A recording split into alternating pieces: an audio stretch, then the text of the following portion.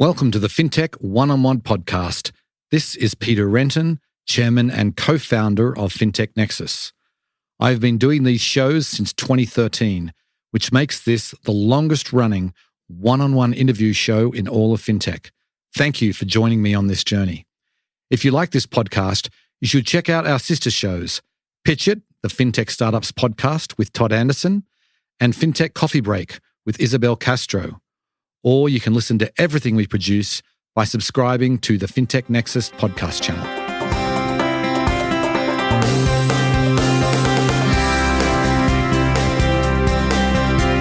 Before we get started, I want to talk about our flagship event, FinTech Nexus USA, happening in New York City on May 10th and 11th.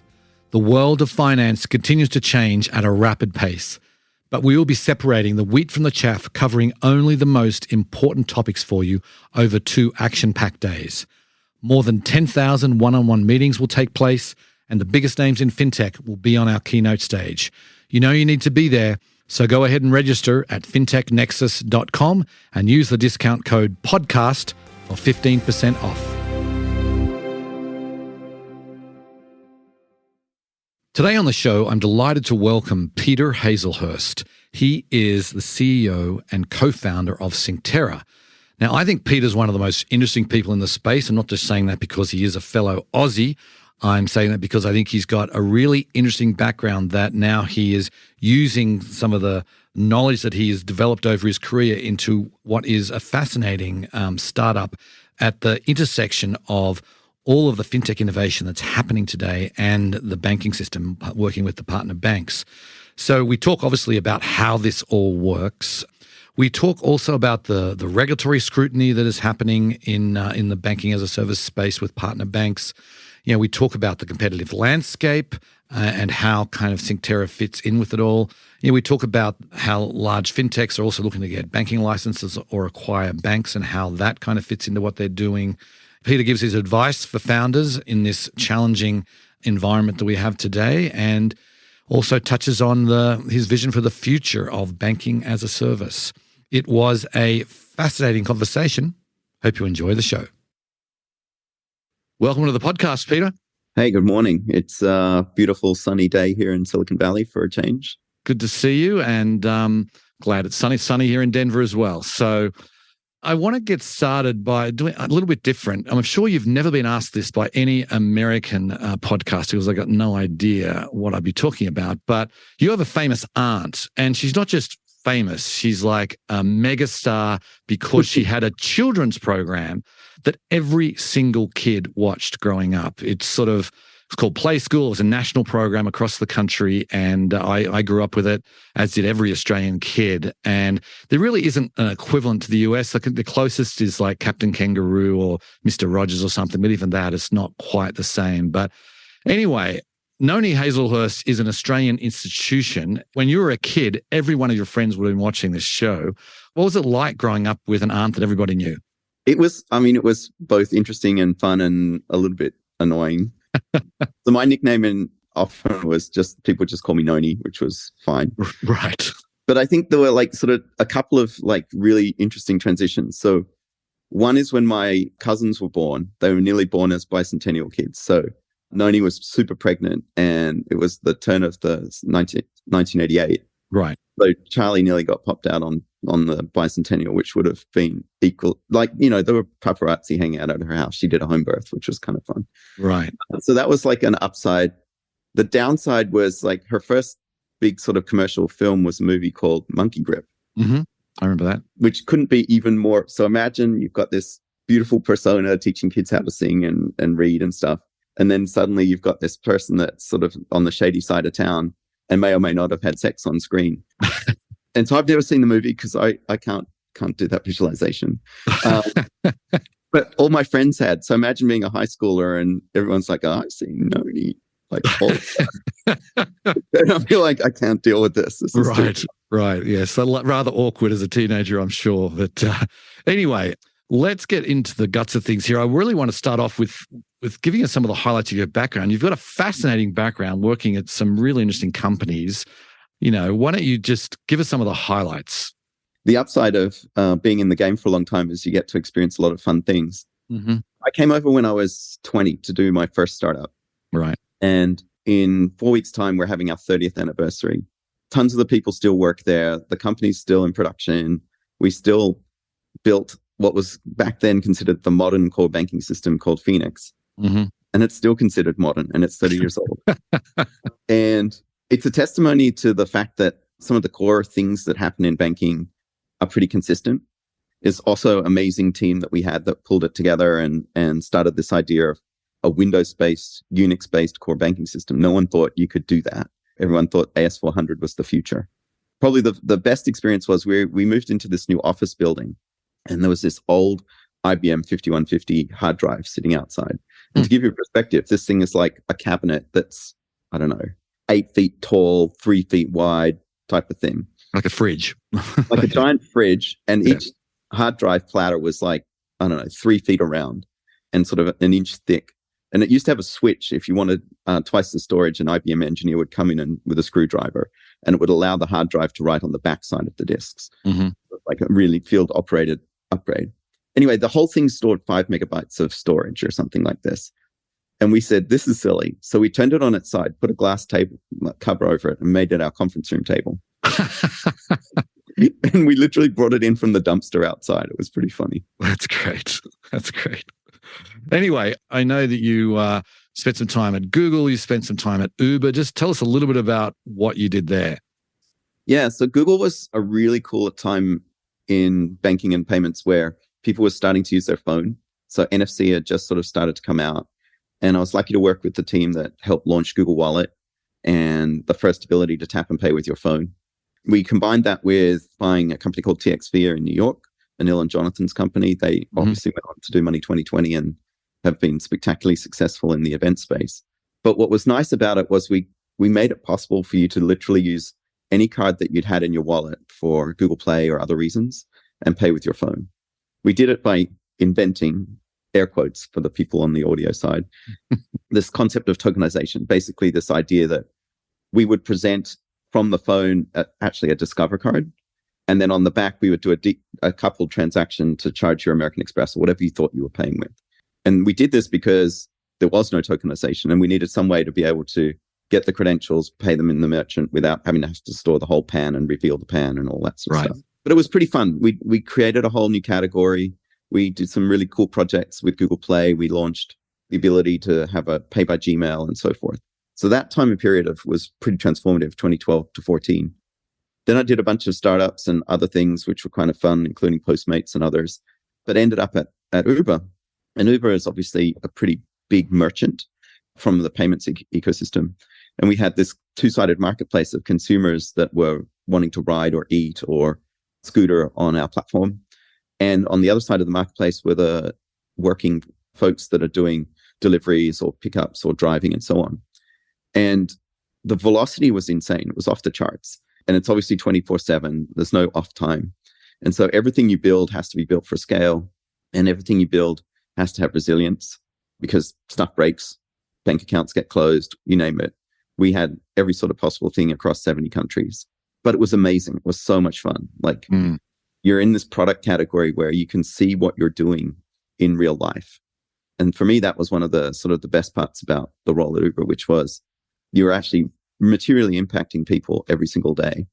And when we started Uber Money, which was effectively the neobank for the drivers, the goal there was to really start to build on their behalf the ultimate banking products so that they actually felt like the extended relationship with Uber was not just transactive in terms of drive or shop or deliver, but it was now will help you with your financial journey. Uber's such an interesting company from a fintech perspective because in America, it's just you pay by a credit card and it's pretty simple. But in other countries where there isn't a deep credit card infrastructure, I've always just been amazed at how Uber really has sort of made payments transparent, it feels like, throughout the world. Whenever I travel, I'm often using Uber in all these different countries, and it's an amazing thing that the payments mechanism is seamless. Doesn't matter what country you're in and what type of financial system they have. It's all, and I imagine the plumbing for that was not simple. When we sort of set this up, we actually had two separate teams. A team that was focused on rider payments. So this idea of letting the consumer pay you some way. And in the US, you write its credit and debit card, but you'd also think of PayPal, Venmo, gift cards, stored value, purchase gift cards, third-party incentives. So people like the American Express folks giving a Uber benefit. You had to have a way to store all of that money. So we created Uber Cash as like the universal container of that value. And then we created a whole bunch of APIs so that we eventually couldn't spend any more time integrating different ways of paying. So we just said, send us your money, basically. And that was actually a great unlock in terms of consumer choice. But the key thing that we focused on at Uber was let the consumer choose how they want to pay. So if you're in a cash dominant market, Brazil or Mexico or Russia or whatever, we let you pay in cash. And most US or European riders have never even thought about the idea of paying for an Uber with cash. But it's very common. It's many, many, many trips per day, per week, per month. And the downside of the cash marketplace is you have to introduce collections from the driver. Mm-hmm. So in a card swipe, we divvy up the payment to the driver and to everyone else. But in a cash collection scenario, at the end of the business day, the driver owes Uber 20%. And so how do you do that? So then you've got a second order thing of going to create places where it's easy and convenient for them to drop off the money. Right. And all of those people want to get paid. So let's be real, dropping off money at 7-Eleven is not a free transaction. Mm-hmm. So we had this continuous push and pull of more payment methods for customer choice combined with more payout methods. How else can you get the money to the driver? And most importantly, how fast can you get the money to the driver? At what cost? Anyway, well, let's move on to Synctera now because that's where we want to dig into this. So tell us a little bit about the origins of the company. What was the problem you saw that needed solving? Well, I think it's directly relevant or related to the experience we had at Uber, which was I was lucky. We had a great sized team that we could allocate a ton of resources to the problem of launching a neobank. We had lawyers and BD people, and we could build first party relationships with all of the partners. But very few companies have those resources. Mm-hmm. And what it was clear to me was I felt like we were a lot like how Patrick and Jonathan transformed e-commerce and payments by making it possible for anybody to add a payment method to a website with Stripe. Stripe basically transformed things from, there were a couple of incumbent players like Braintree and Adyen and others that you could do business with or Chase. But unless you were prepared to pay 50 grand a month or 100 grand a month in minimums, those companies were too big and they didn't have time to work with regular merchants. And along comes Stripe and says, we'll let anybody do it. And what happens after that is creativity and idea flows. The same thing is actually even many ways more complicated in banking, which is it's really hard to know all the compliance rules for a debit account. Mm-hmm. And what are the foreign border, cross-border transaction fees and all of this sort of stuff.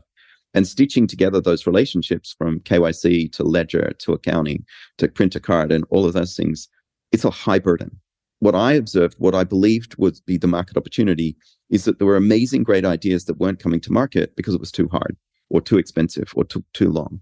And so Synctera is this goal of making it really as easy as possible to test a hypothesis in fintech and as complicated as possible if you want to do something really bespoke and really interesting.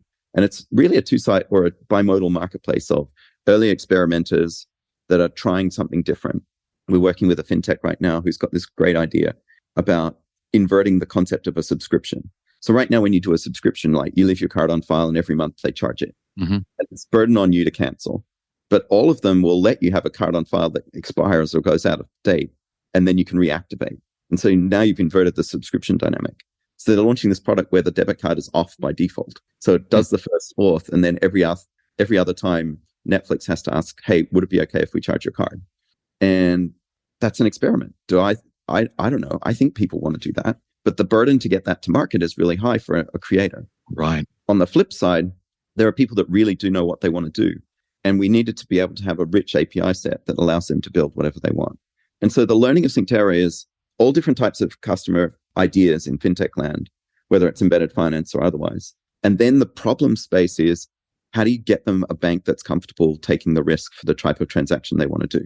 Some of the things are pretty straightforward, where there's not a whole lot of risk. Some of them are credit programs where you definitely have risk. And what Synctera is unique at is having built a marketplace of banks, we can now do matchmaking in between. So we take a fintech's idea and say, where will it land? If it's a cannabis fintech, at the moment it lands with Regent Bank in Tulsa, Oklahoma, because they're the only bank that will do cannabis. But our job is to bridge that gap And we lower prices over time by increasing the efficiency and effectiveness of each of the banks operating on our platform. And how many banks do you have on your platform right now? 10 at the moment. So it's moving quite quickly. Okay. So then take us through, obviously fintech has got a pretty broad purview these days. There's lots of different types of products that are being launched and more creative things than we ever thought possible. Are you open to kind of any use case or what? But maybe you could talk about what is the primary use cases that fintechs are coming to you for. So we're definitely focused on how can we bring banking to a use case. We're not just a pure payments company. We're not an ACH money mover. We do those things, but it's where would a bank account be helpful? So we have a number of use cases where people have an incumbent business, whether we talked about cannabis, whether they're running dispensary management and inventory tools, or if they're doing a hair salon management platform. And clearly a bank account for the business owner is a really valuable thing. Right now, most of those business owners tend to get banked with their local Chase or B of A or whatever, because that's where small business tends to go. And if they're in the smaller towns and cities, they tend to go to their community banks. Right. But creating a framework to make that easy to launch business banking is quite common and popular. And it's across every vertical. It's really interesting, this quote from Angela where everyone's going to be a fintech at some point in the future. I think it's pretty on point in that there's banking and payments flows in most use cases of corporations. And if you can help them do those more effectively, that's better. The second category is what I'll call embedded banking accounts for particular types of communities. The classic example is one of our fintechs called Synctera, who's creating a community around pet ownership. Pet lovers always need food for their pets. They need toys and all that sort of stuff. So there's a discount community that sits around that. There's an economic concern around if your pet gets sick and you need to go to the vet, can you afford it? And so it's a pretty tight-knit community of users that if they had banking woven into that experience, they could do better things with them. So that's another universe. And then what it's been really interesting is because our API is so broad, it's a whole bunch of people coming to us and saying, could we do this? Could we do that? There's a considerable interest right now post the pandemic of this future of work and the concept that people don't actually have to live in the US to work for a US entity. But the problem with that is how do you pay them? And companies have emerged in the middle to help with that, like Deal and others. But if you could just get a bank account for a person who's a web designer based in Mexico City, wouldn't that be great? So we're seeing a lot of interest in that sort of borderless commerce or borderless banking, if you will, that is new. And no one would have contemplated because in the old days here in Silicon Valley or wherever, you'd be like, everybody get in a room, we have to work together. So the concept that someone would be remote would never have come into market. Right.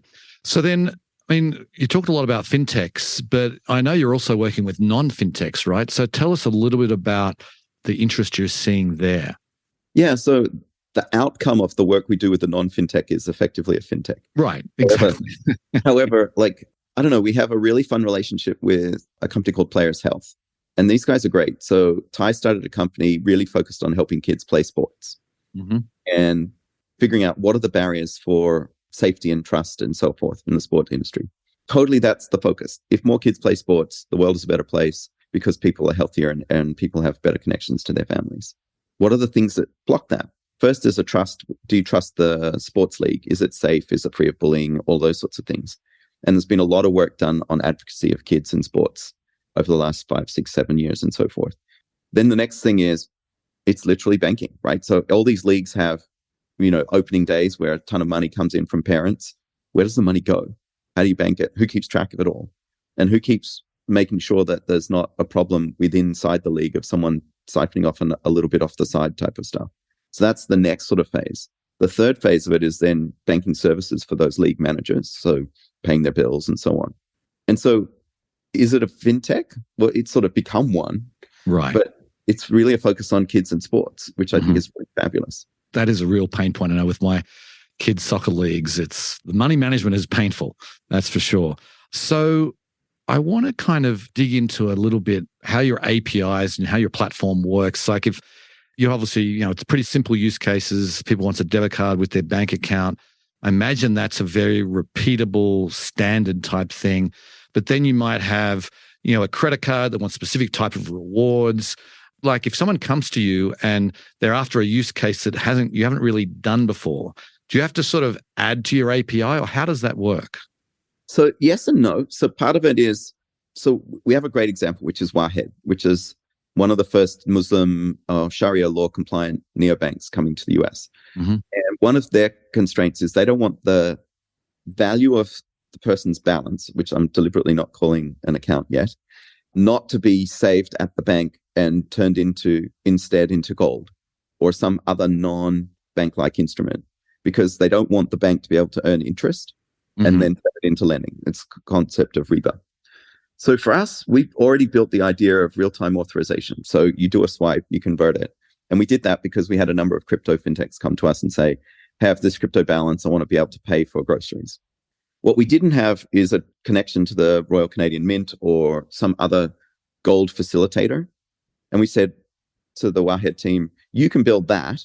We've got the real-time authorization, and now you can simulate and create, literally you swipe your card and pay for coffee with gold. And that's pretty cool. So in that case, our API supported all the use cases. We've got some other customers saying, hey, I really want to do interesting use cases around cross-border, and we need to store extra information on KYC. We'd say, great, we'll need to add new functionality to support that. And that's the game of fintech, which is this blurriness of, is the work we're doing something that other fintechs would love? Then we put it in the platform. If it's bespoke for this one client, we might build it for them and maybe charge professional services if we need to. And if not, we then let them go build it themselves. And as long as we've built a lot of the primitives into our platform, can I move money from this account to that account? We're pretty flexible, allowing you to stitch it all together. Right. So I want to talk about the regulatory side for a bit, because there's been talk from the head of the OCC, the acting head of the OCC, that there's going to be a crackdown on some of these bank fintech partnerships. We've seen one partner bank that's had a sort of been told it needs to make some changes. There might be more things coming. So how are you kind of navigating this sort of regulatory uncertainty that seems to be in play right now? So I think from the get-go, we've started with a high order bit of solving compliance as part of the minimum viable product, which meant a more deep relationship with the fintech to understand what they're doing and how they're operating and performing fintech due diligence. It's meant working with our partner banks to help them build out and define the program that they want to manage, and a bunch of education as well. So for some of our partner banks or sponsor banks, this is the first time they're doing fintech. Mm-hmm. And so they're looking to us for thoughts on, what does oversight mean? What should they do? What should they require of the fintech? What are the rules around money limits and so forth? And our job has always been to sit in between, providing the sort of player coach role of helping the banks understand their obligations, but also building out all the tooling and infrastructure so that they can do the work.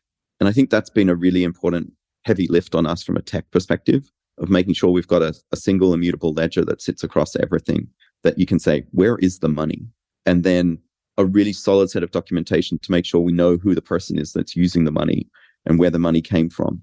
And that whole value chain of making sure you understand the custody of whose money is it and where is it standing and who got users of it became the central part of what we had to do and where we built.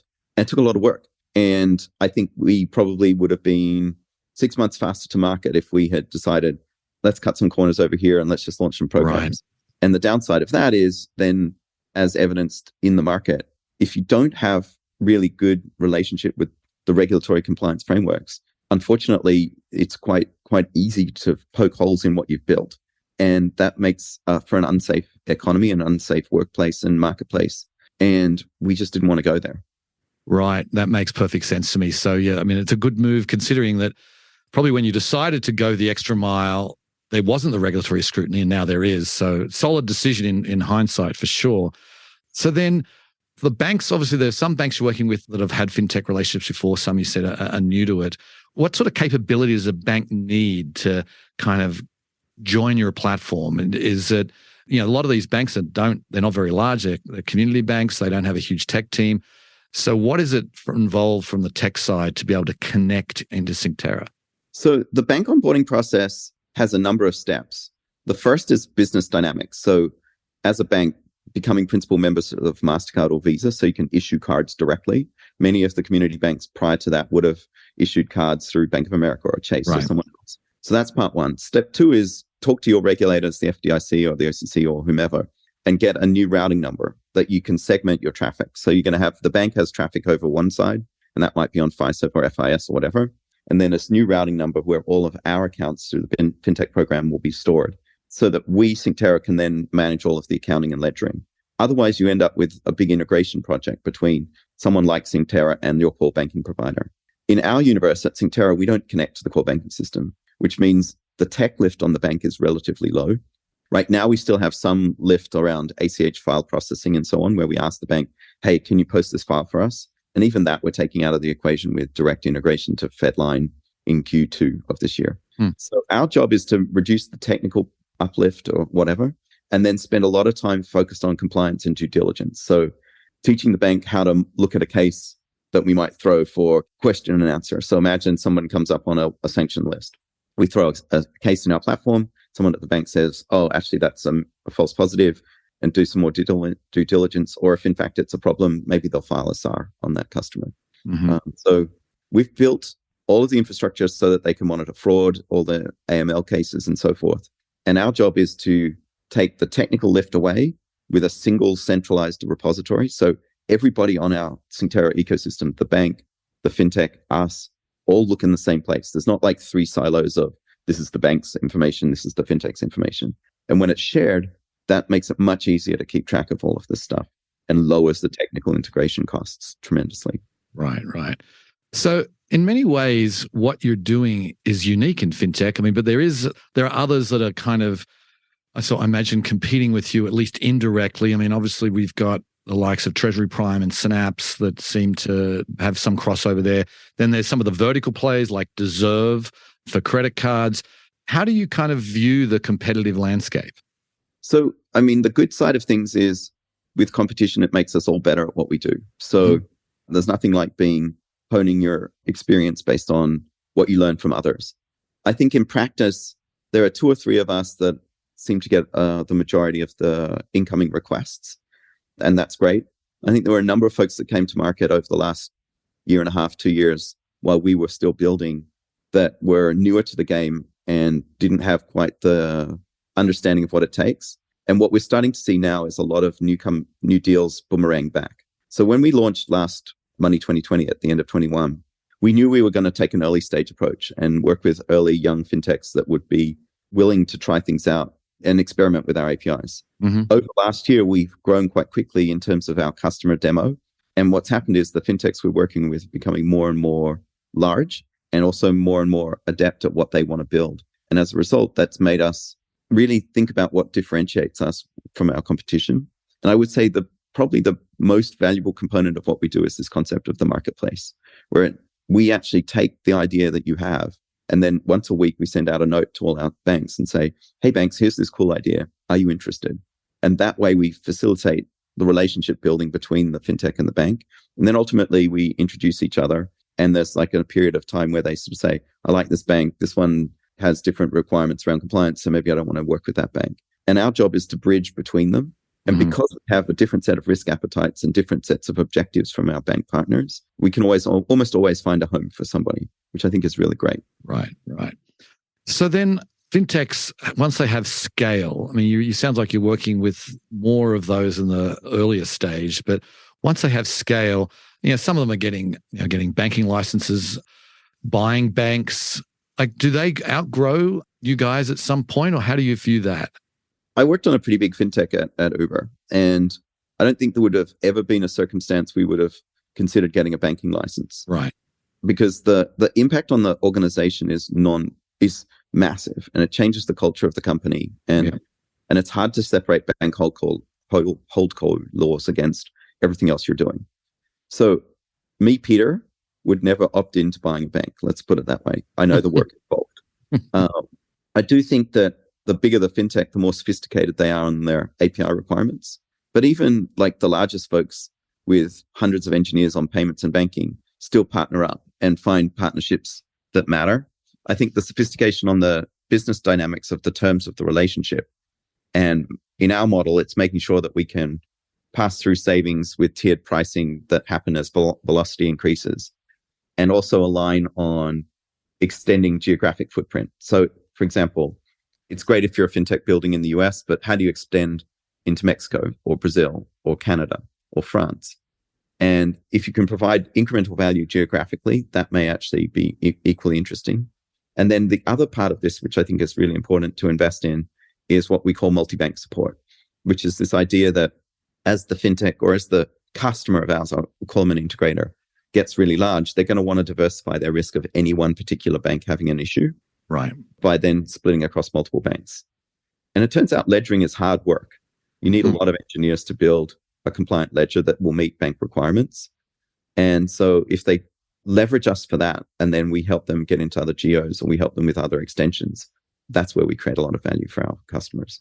Right. I want to ask about the environment we have today. It's been challenging for fintech founders to attract capital. I mean, a lot of them are sort of really focusing now on cutting costs and trying to get to break even as quickly as possible.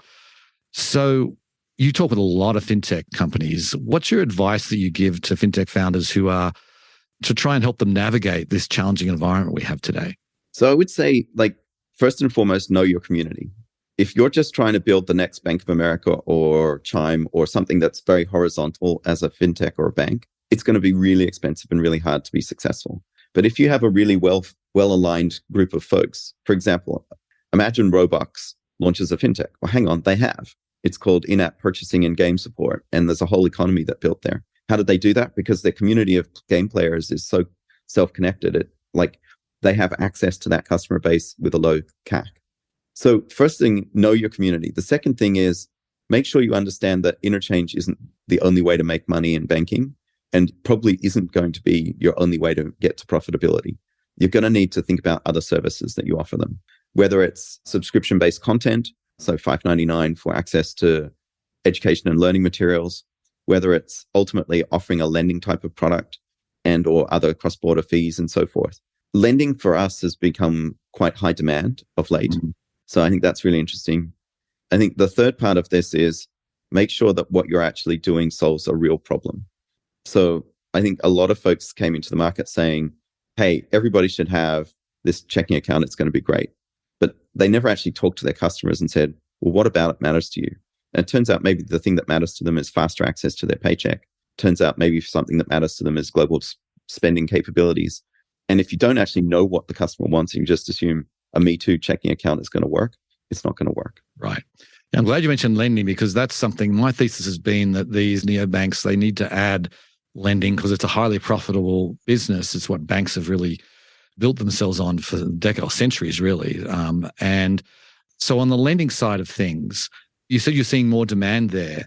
What types of products are they demanding? Is it lending has obviously huge array of different types of products. Tell us a little bit about what you're seeing. So on the business side of the equation, we're seeing a lot of folks coming asking for charge card support. Mm-hmm. So think of the next Brex type of product where you spend through the month and you settle up at the end of the month, like an American Express card. And so it's definitely lending, but it's not where you sort of generally think of as lending. We've seen a number of folks come to us for overdraft or what I'll call mini lines of credit. Hey, I need $100 to buy gas for my car, that sort of stuff.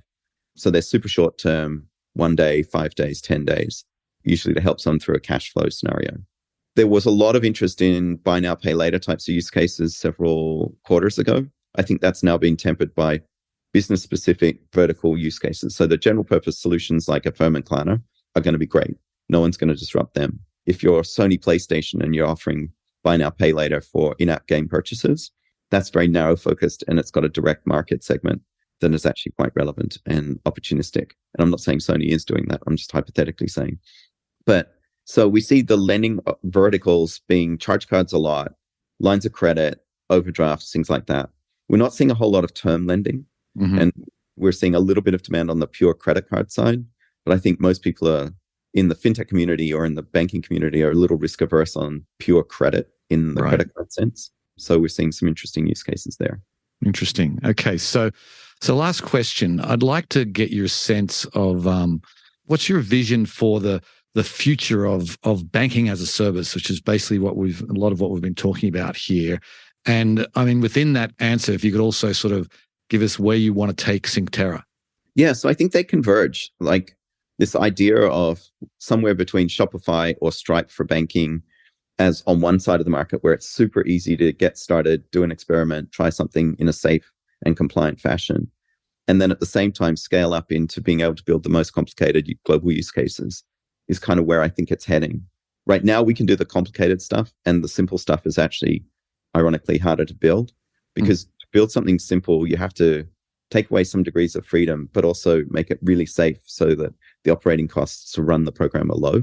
We have a ways to go there. But it's definitely been my end state idea of being able to sort of push a button and magically start printing debit cards 24 to 48 hours later with a compliant program. Getting there is going to be hard, and making sure it's safe is going to be really important. I do think that the future is a ton of new creativity, and that's what's exciting to me. Right. Every day we get somebody coming in with something new, and you're like, oh, I never thought of that. That's kind of cool. We've got a number of startups that are focused on helping particular segments of the market. So we have folks that are doing fertility and helping people solve real world problems, which is made easier when you can make the money movement work better and smarter. Interesting. Well, yeah, I love that. It's sort of you're at this really interesting place in the ecosystem where you're seeing lots and lots of creativity happen. I think that's fantastic. So anyway, Peter, great to have you on the show. I really appreciate your conversation today. Yeah, thank you. It was really fun. I'll get you an autograph photograph of Noah. That would be great. Okay. If you like the show, please go ahead and give it a review on the podcast platform of your choice. And be sure to tell your friends and colleagues about it. Anyway, on that note, I will sign off. I very much appreciate you listening, and I'll catch you next time. Bye.